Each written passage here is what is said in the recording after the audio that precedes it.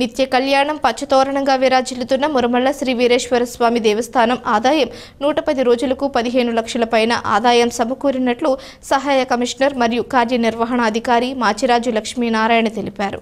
బుధవారం అమలాపురం తనిఖీ అధికారి శ్రీ రామలింగేశ్వరరావు సమక్షంలో హుండీ లెక్కింపు కార్యక్రమం చేపట్టారు.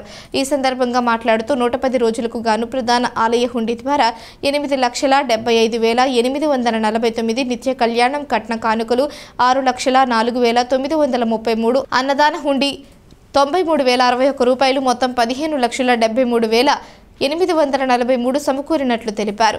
3 విదేశీ నోట్లు వచ్చినట్లు తెలిపారు. బంగారం వెండి ఏమీ రాలేదన్నారు. వచ్చిన సొమ్ము దేవస్థానం ఖాతా బ్యాంక్ ఆఫ్ బరోడాకు జమ చేస్తున్నట్లు తెలిపారు. తొలుత ఆలయ అర్చకులు బ్రహ్మశ్రీ యనమండ్ర సుబ్బారావు హుండీలకు హారతి ఇచ్చి ప్రారంభించారు. కార్యక్రమంలో ఆలయ సిబ్బంది, బ్యాంకు సిబ్బంది, రెవెన్యూ, పోలీస్, ఆర్ఎస్ఎస్, సేవాదళ కార్యకర్తలు, భక్తులు, గ్రామస్తులు హుండీ లెక్కింపు సేవలో పాల్గొన్నారు.